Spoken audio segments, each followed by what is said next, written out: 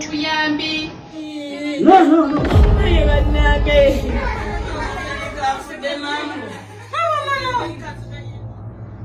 Attempts of rape, torture, mental instability, and death. The media is awash with many stories of pain and agony, torture, human trafficking, and organ transplant among domestic workers in the Gulf region. The African Institute for Investigative Journalism takes a stand to look beyond these headlines.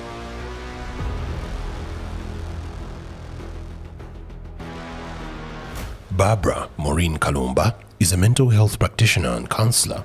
During her 15 years of work, she has had several counseling sessions with domestic workers who have returned from the Gulf region struggling with mental health and psychosocial issues. She wants to get to the bottom of the issue of labor externalization in Uganda. Barbara is going to walk us through the journey of the plight of domestic workers in the Gulf region.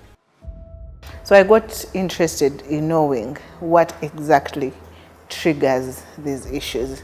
Is it something that the girls are exposed to that actually triggers their mental health challenges, or there are underlying issues that the girls have but they're never assessed nor addressed, and hence when they're exposed to more stress or more pressure, then they erupt into mental health episodes and presentation.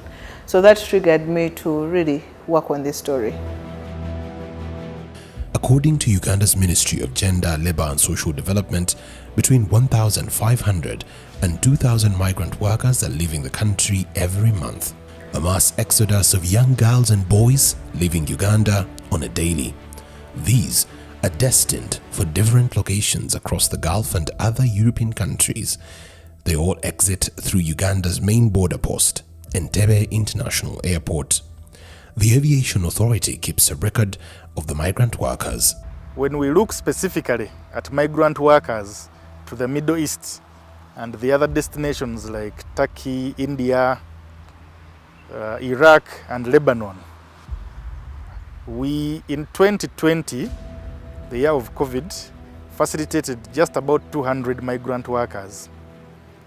In 2021, the airport facilitated about 2,100 migrant workers. Then the number rose in 2022. Just between the period from January to August 2022, the number of migrant workers facilitated through the airport rose to a total of 64,000 migrant workers, of all the other total number of passengers that I've mentioned. So we notice that after COVID, there has been an increase in the number of migrant workers, the bulk being female. When you look at that total number held in the first part of 2022, of the 64,000 migrant workers facilitated from January to August 2022, 59,000 were female and only about 7,000 were male. So the majority are female. This bulk of girls leaving the country will be the center of the investigation. This investigation will seek to answer 3 questions. Why are the girls on the go? What happens in the Gulf region? And who is benefiting from the labor export? The findings will shock you. Labor externalization business is lucrative and highly risky. Those within these circles can only watch us at a distance, but closely. The syndicate nature of trafficking in persons can be a dangerous space to work in. So please keep yourself safe, but also keep yourself refreshed emotionally. Barbara is braced for this. Right away, we will speak to these returnees.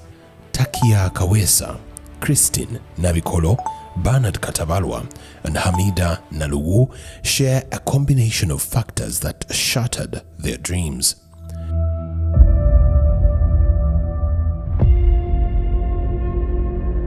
"22-year-old Takia Kawesa has just returned from Saudi Arabia. She had developed severe health complications. When I reached the hospital, they told me they found I had a chest blanch toxicity. That is a disease that affects the chest and by chemicals. Yeah, it is brought by too much chemicals you use in your daily life, to clean or to do something. They recommended me to get the inhaler, that hand inhaler. I could get it, I accepted. She now stays with her parents who are supporting her on her recovery journey. While in Riyadh, Saudi Arabia, Takia complained of chest pain, headache, and fever with dyspnea. Takia had a heavy work schedule, which could have taken a toll on her. I was working in a 3-floor house. In that 3-floor house, you have to clean the upper, the second one, and the first one. That woman never wanted to see you sitting there. Even if she could see me on my phone, she could say, come and clean here. Even if I was on my phone, she hears like I'm on phone, she could say, come and peel the onions. You have to do something. Her stay in Saudi Arabia was short-lived. For only 8 months, Takia couldn't freely tell her story. You can't be glorified when you have no story to share to someone and you put on the table to see that you tell them, I passed through this. You haven't risked yet. But when you risk, you take the risks. When you take the risks, you get the story. She feels devastated. The first time I got into depression was the first day they told me I won't give birth. And the second day, it was the day they told me I have a spot on the kidney, and I wish to die that day. In her going to Saudi Arabia, she thought life would be good. She'll come back with money, make it happen here. But she came back with an illness that is life-limiting for her as a young woman who had a dream of being a mother, but also as a young woman who could just want to have life. She can't do that without medication or without inhalation.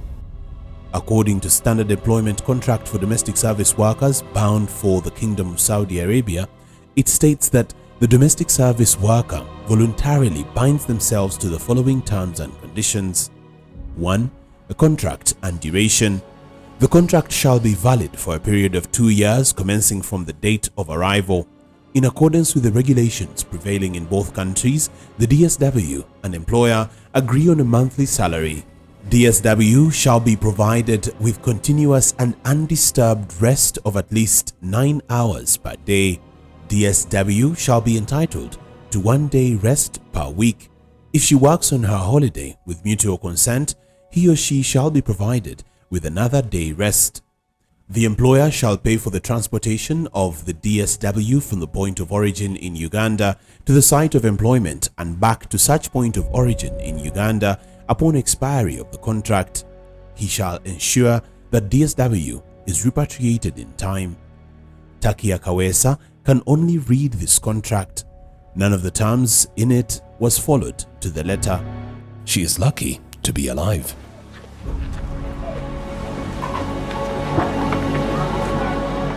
We take the journey to Christine Nabikolo, who has been bedridden for the past 10 months. Christine is depressed about the life she lived in Saudi Arabia under her employers. I had to clean everything while crawling.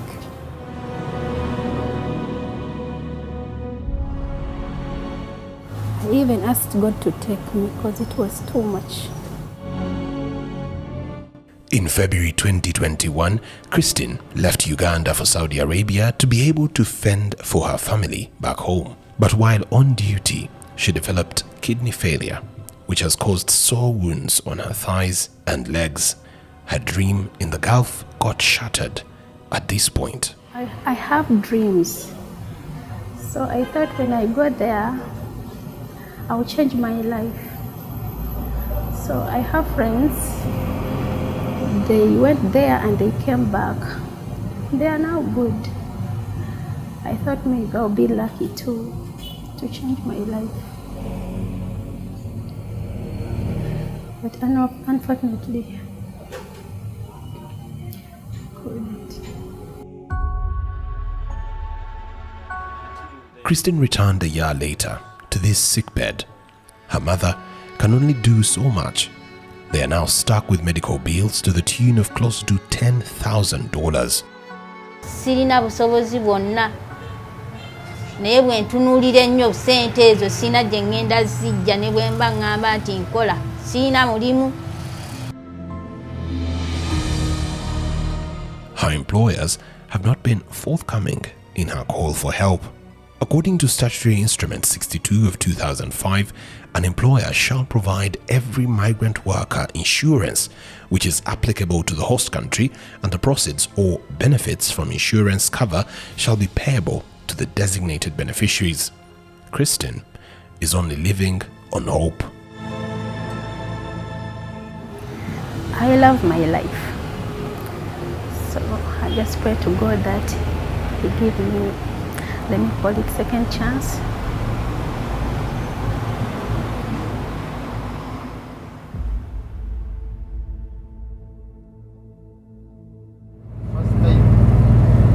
Uganda has an embassy in Riyadh, Saudi Arabia, which is supposed to be an oasis for girls who go through this kind of trauma.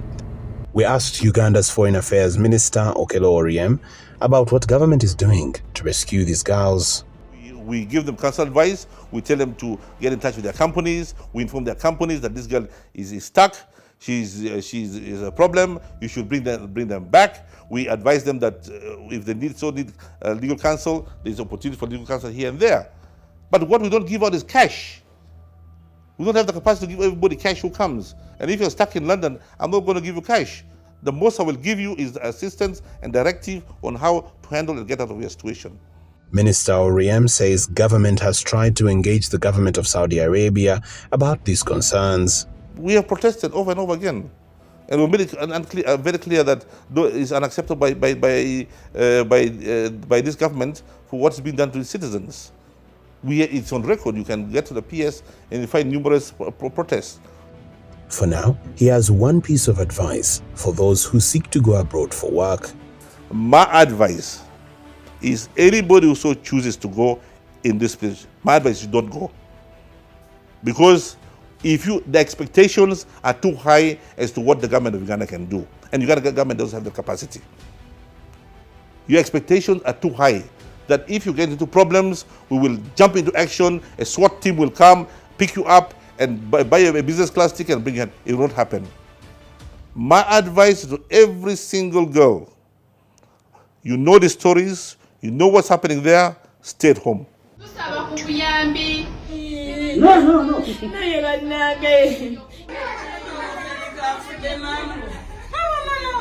Many girls across Africa have lost their lives while in domestic service in the Gulf region.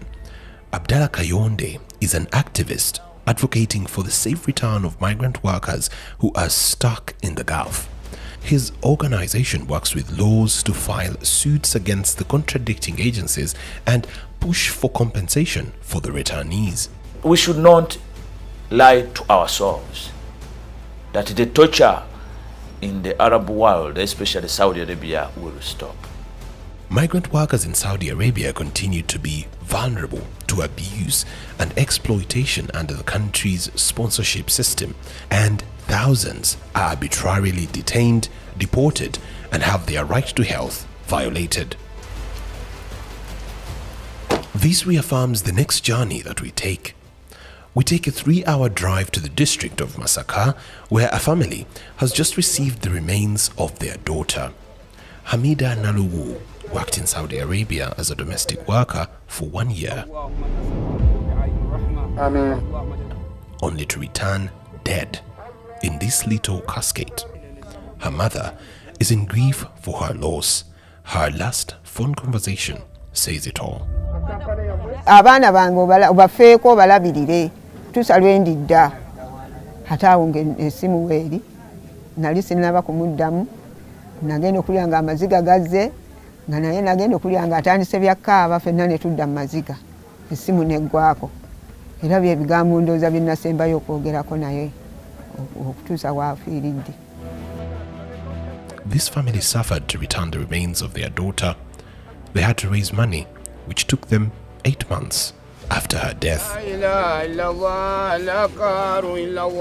Today, Hamida is being put to her final resting home, and it's a moment of agony as their hope for a better life is equally buried.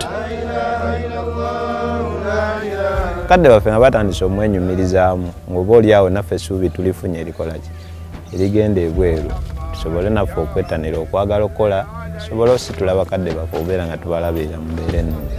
Abantu beeyongera kufa ate abantu babatwala ate ne bamala ne babeesamba.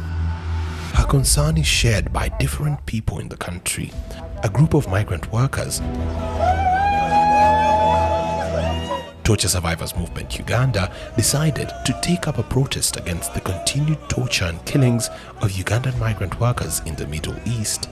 They carry a coffin to the Saudi Arabia embassy in Kampala. It is a symbol of death and an illustration of what they went through while in Saudi Arabia.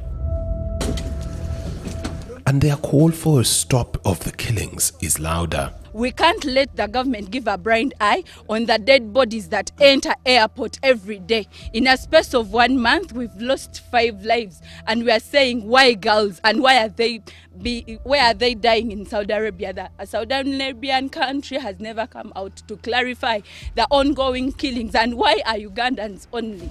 Uganda's government can only labor to explain its efforts. Once we now deploy the Labour Chase, I think most of these challenges will be reduced. Then the Minister of Internal Affairs can only reaffirm the government's mandate. We want these people who are exporting our people to be conscious that the Uganda government follows up its citizens. Most Ugandan domestic workers have suffered single-handedly under repression and suppression in the host countries. Dr. Annette Chirabira is a counseling psychologist running a rehabilitation facility for domestic workers and recommends a revision of key aspects in managing the labor migration problem. But also Uganda needs to posture itself very well when we are negotiating bilateral. We cannot sell ourselves short. Uganda needs to come to the negotiating table strong. Like now the Saudi bilateral agreement is expiring in December. The negotiations have started. Who is negotiating for Uganda? How are we negotiating for ourselves? Are we just saying, oh, help us because we have unemployment? Or we're actually saying we're giving you a valuable resource. The greatest resource anyone can ever give you is a human being. Not even their expertise. But when you're sitting at the negotiating table, are you negotiating strong? Or the game is tilted? Or the table is, the ground is unlevel for Ugandans? So I think Uganda, for enforcing the laws, enforcing the agreements, enforcing the whole monitoring thing, we still need to do that. Then training our people, sensitizing our people, alerting our people about what they can do and then planning better reintegration. But also Uganda needs to start thinking, are we going to externalize forever? She deals with several returnees, and her experience with the girls paints a generational problem. They already have other traumas before they even leave the country. Most of them are coming from broken settings, they're coming from situations of poverty, of lack. So by the time the person even goes to encounter a new culture, a new work setting and all the things, they already have actually things they need to deal with. So I think for Uganda, we need to rethink the whole externalization process. How do we prepare our people? But also, how do we debrief when Ugandans come back? And remember, they're coming back to a setting that most of their settings haven't quite changed. But also we are aware of those who have come back and their families maybe squandered the little remittances they sent back, their children never went to school. In one way or another, some of the people who have been externalized, when they come back, they are worse than they left. So those are some of the challenges. Now, that is not to say that people are not free to migrate and work, but I think we really, really need to look into preparing people to go out there and work, but also preparing them to reintegrate. I think reintegrating has become a bigger challenge than we had anticipated. Uganda is one of the poorest countries, with 30.1% of its population below the poverty line of $1.77 per person per day. The youth labor underutilization rate in Uganda is high, forcing them into the labor export market. I feel like we should go all the way. You need to look at facts, look at your employment levels, look at your job scarcity levels, look at your levels of education. We need to just keep improving on the training. We need to improve on the quality of our people that we're externalizing, because bottom line is these are our ambassadors. Labor externalization is robbing Uganda of its best workforce as more young people flock the Middle East for jobs. While this is one solution to higher unemployment, it has several challenges of weakness in the country and failure to create gainful employment for its young population. More than 500 girls leave Uganda each day for domestic work in the Arab world, as per Internal Affairs Ministry. This means 1,500 girls leave Uganda every month for domestic work. Most families back home rely on these domestic workers for their survival, and it is an option they hope to change their lives from the biting poverty in the country. Bana beetaga okusoma, beetaga okwambala n'okulya, aye nga nzira obusobozi bwona nekisinze okuntwala Saudi Arabia sobola okukola ku ssente kuyamba ku family yange. I'm going to work in Saudi Arabia. I get my money, I save it, I come and I buy a plot, I build, I set my business.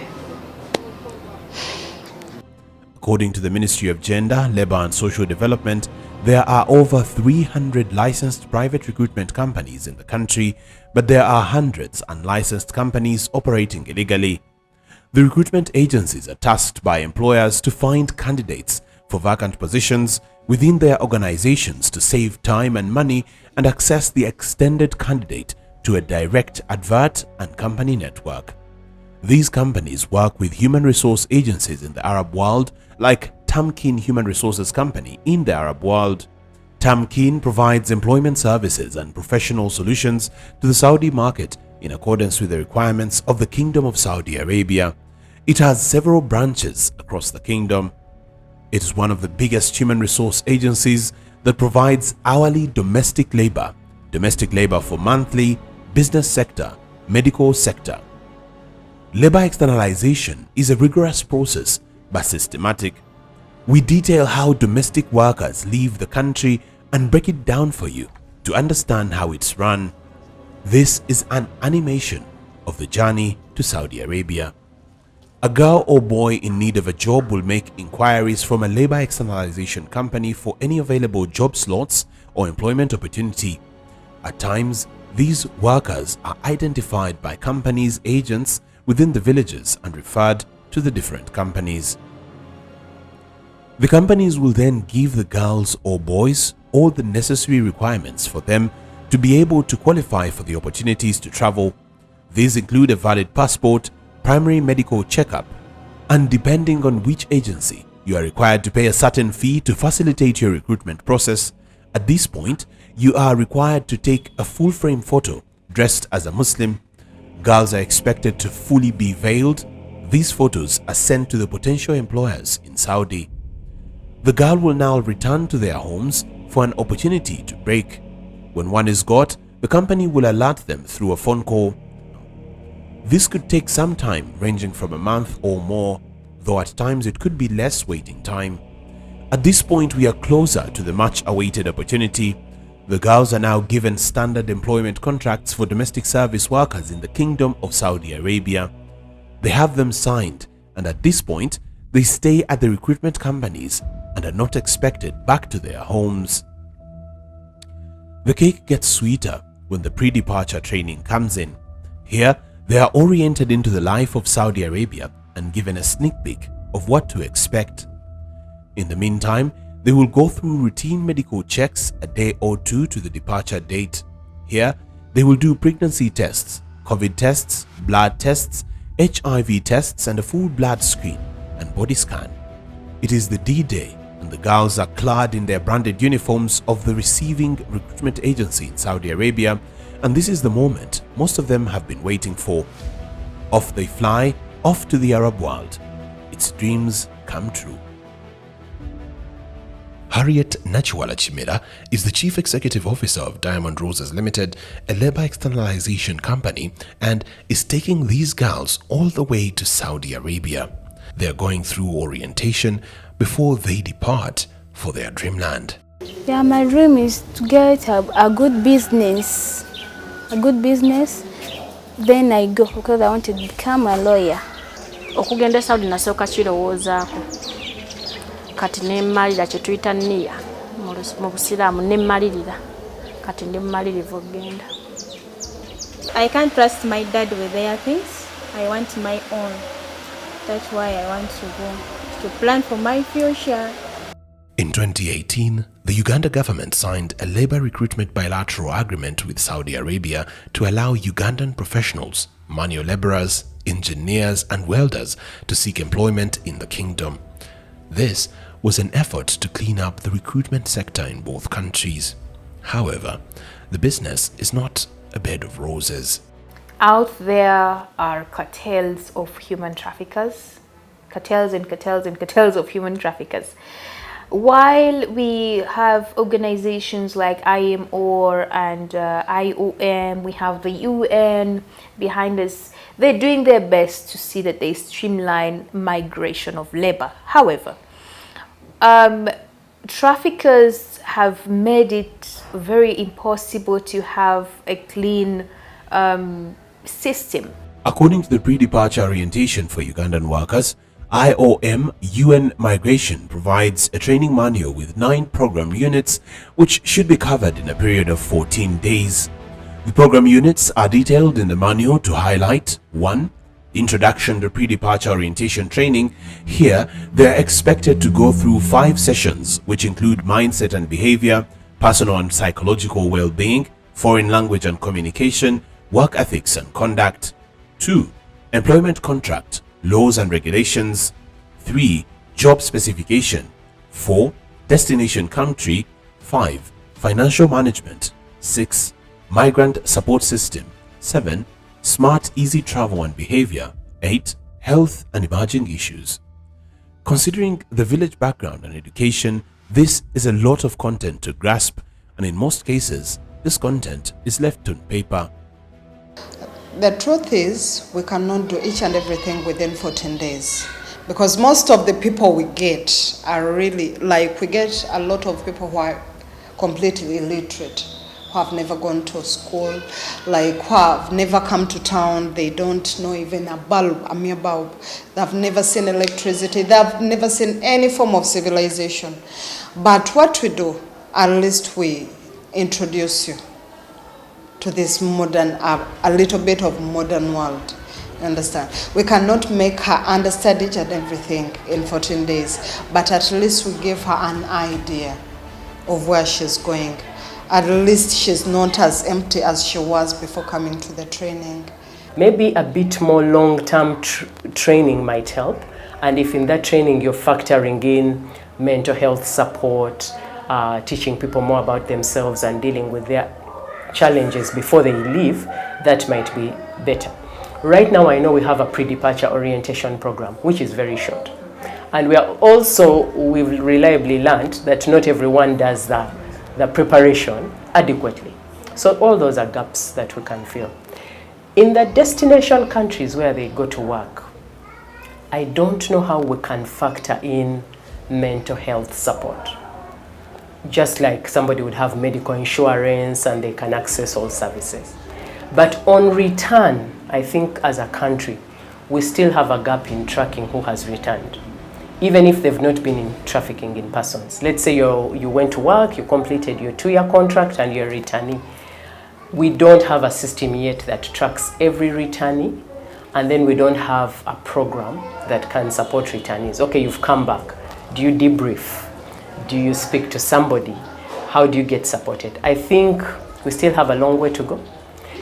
Either structurally the government needs to factor that in, or the companies, or the individuals, I think as Ugandans also. Last year, remittances from the externalization of labor to the Middle East rose to $1.2 billion. That is about 4.4 trillion Uganda shillings, up from $600 million, which is about 2.2 trillion Uganda shillings in 2019, and $30.9 million, which is 1.1 trillion Uganda shillings by 2018. Labor externalization is a lucrative business that the powers that be will live to protect. They get employment abroad and then make returns. They send remittances into the economy. Defensive and excited about the remittances. Only excited about the remittances. Oh, we are getting money. Hello, those girls are lying. Actually, they don't know all what I'm talking about. And they choose wrong people. Wrong people. It has grown into a formidable source of foreign direct income, with the annual remittance of about $900 million per annum. That's approximately 3.4 trillion.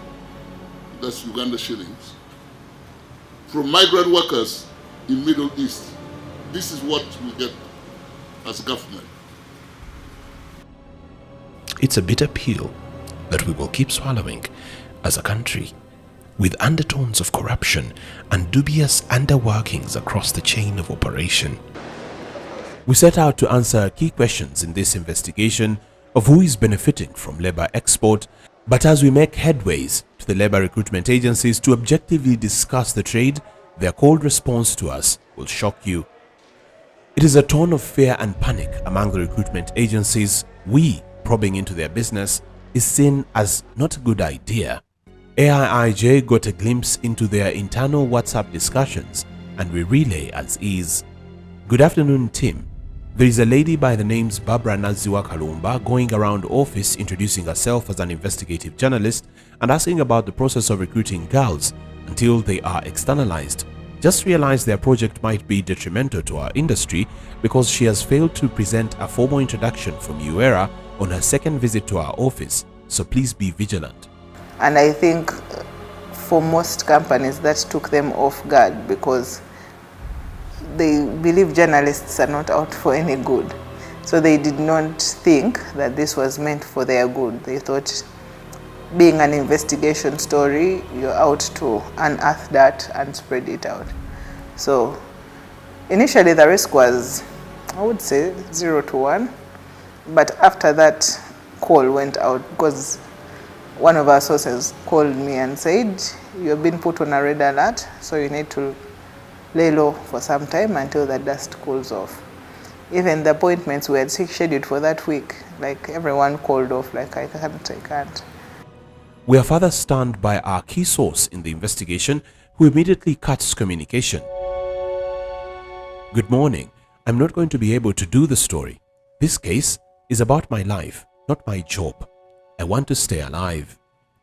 Labor externalization is a business that is fetching lots of remittances for the country, but to have a candid conversation about it is a fear factor. It's a risky business. The people that are running this business, I think, know more than what meets the eye. So for the stories that we've had, for the TikToks that keep going around, I think we shouldn't just be thinking, people out there making noise, they're being funny. To be nice to someone to want to find out why this form of TikTok, why this form of propaganda that is going in, so that we can be able to clean the business. Later on in this investigation, the Uganda Association of External Recruitment Agencies reached out to respond to some of the allegations raised by the girls. On the issue of mistreatment and torture and abuse of these girls, UERA says they have systems that they have set up to track each girl that's given to the company. Even when one would say that the Saudi company should take over once a person reaches the other side, the Ugandan companies have continued to take responsibility. How? They deploy what we call supervisors. Companies deploy for every 100 migrant workers or domestic workers, in this case they send what we call a supervisor.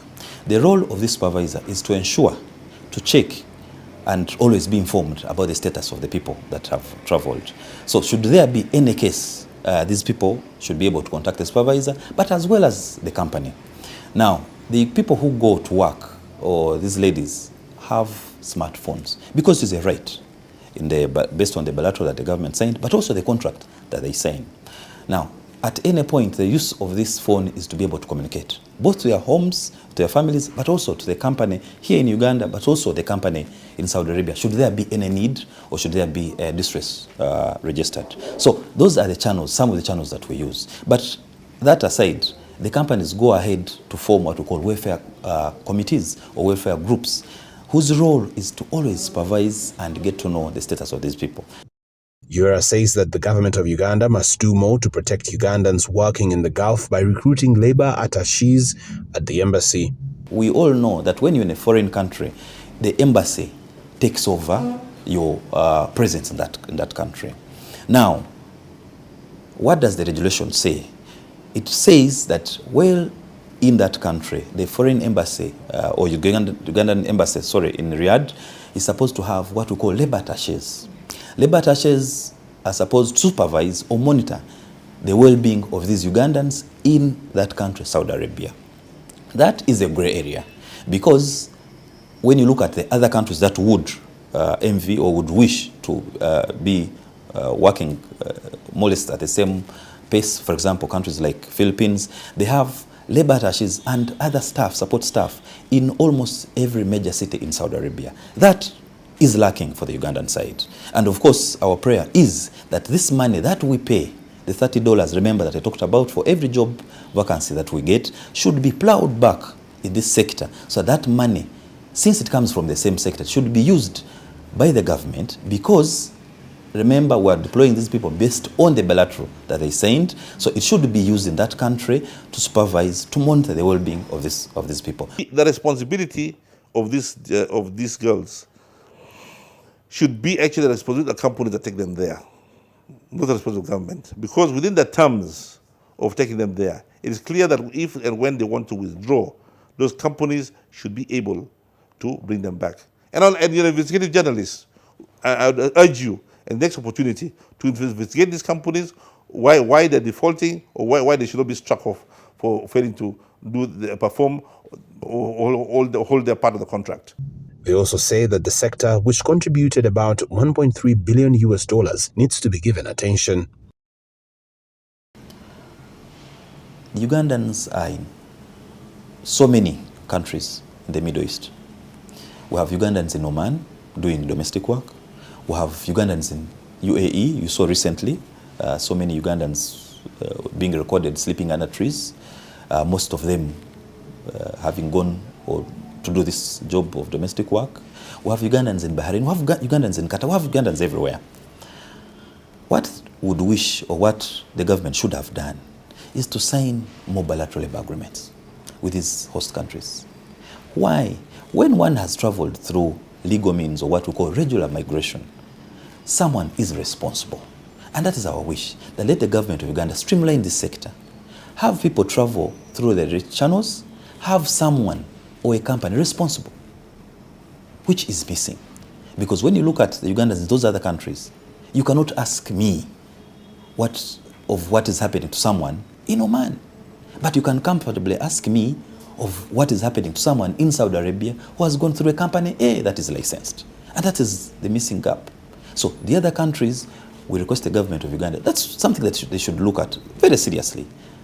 Have these bilaterals with these other countries signed, so that whoever wishes to travel, because very many Ugandans have benefited from this.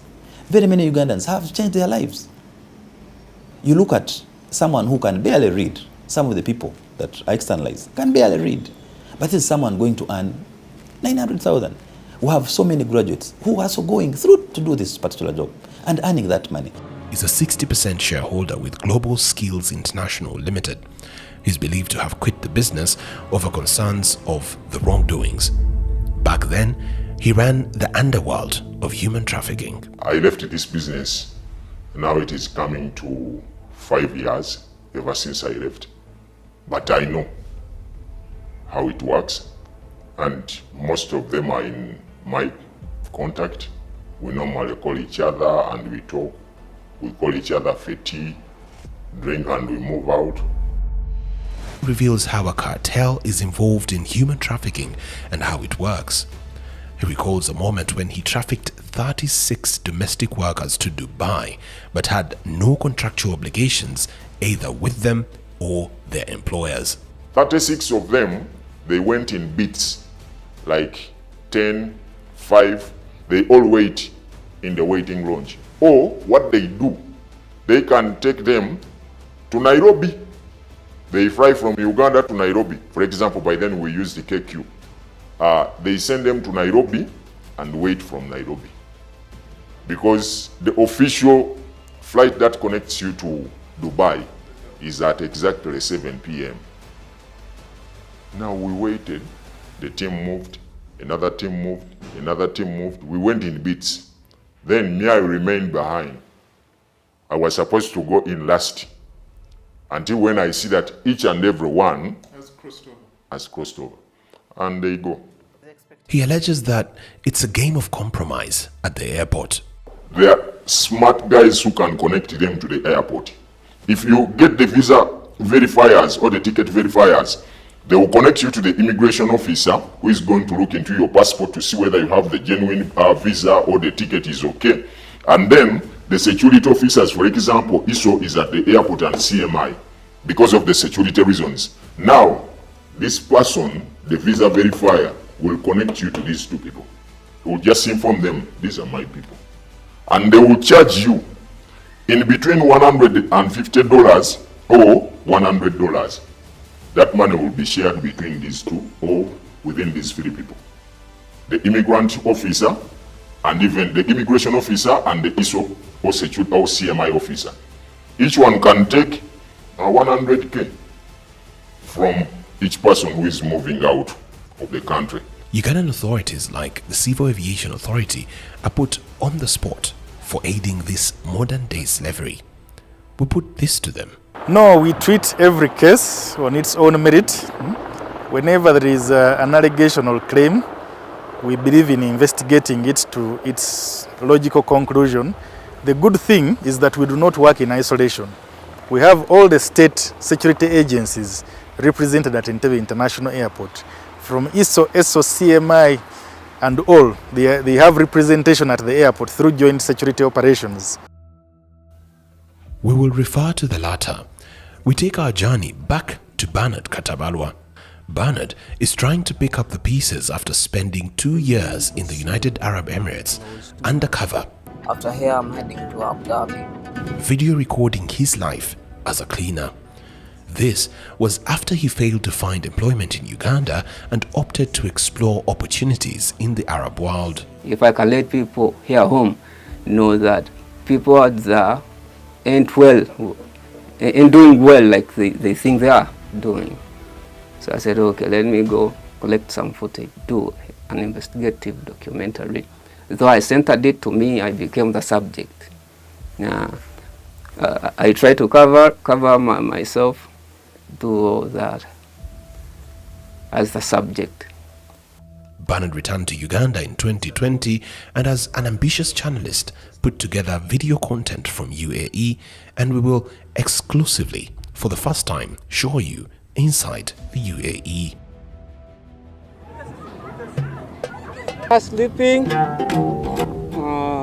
An assistant doing the law. Bernard had a daily routine of cleaning and heavy work, filthy work, combing the stained water sinks and unflushed toilets to heavy loads. This locker is heavy. Believe, heavier than me. But I have to get it out of the building. And at that point, while you're taking that locker down, what was going through your mind? Giving up. Yeah, I felt like giving up. Unfortunately, I needed the money. I couldn't just go home, give up work and go home like that. Because if you don't deliver, it means you can't work. You go back home and compensate the company. Bernard's experience also reveals the injustice of mistreatment of domestic workers here. They shout, they shout, they are good at shouting. They don't communicate. No, they shout. They shout. If you short-tempered, you can slap someone. They shout. With no proper cleaning garments, Bernard went through a cycle of health complications which worsened his stay in the Arab world. The content of acid in this chemical is enough to peel off your skin in just one day if in contact with it. Sometimes gloves break. Sadly, his health insurance couldn't help. He had to meet his medical bills. But more stunning is the disrespect of his health leave to be able to get proper medical attention. I just need to take some rest, like around 5 minutes, I think. I'll be resting. The doctor gave me a sick leave of that very day. It expired on that very day. I went at 4 p.m. The sick leave was that day. I went, meaning in the morning, I have to report for work. You miss more than a week, you are subjected to going back home. And though with some penalties. Some of Bernard's recordings while in domestic service are so graphic, and some videos are disturbing. Waking up to unflushed toilets on a daily damaged his mental well-being. I had never seen people dirty that way. Very dirty. And for them, they knew you were a cleaner, you're paid to do that. So someone comes with anything, they pour there in the corridors, anywhere they feel like. You look at faces and it's like normal, normal. But it's normal, you're used to seeing it. You find it in the toilet bowl they didn't flush. You don't get scared that much because you saw some in the shower room. Unusual. The Gulf region is a region sensitive to the media, and it is with luck that Bernard managed to return home safely. But his courage and ambition are a bigger message to heal the world. Bernard's life was, one, very risky because he kept doing live recording for all the work that he was doing to show you that it is not as rosy as we are told, but to also show you that when you come over to work, it doesn't matter. They have got a person who is supposed to be doing a particular kind of work, and that is the work you're going to do it, whether you're sick, whether you're bleeding, whether you are drained, whether you're tired. Only when you're dead will you stop working. That is what Bernard exposes, and the eye that he brings to the story that we had missed. Domestic workers have worked and still walk this long journey. Its feelings of devastation, shattered dreams, against hope. Going there as a Muslim, I thought I'm going to find an easy place, an easy home to stay and work from, but it broke me the most. For us, we stand here by God's power, but they can shoot us any day. Once a person is alive and they are still functioning, then they are of much help to us than when they are dead or wasted. On the go, the dark side of labor externalization.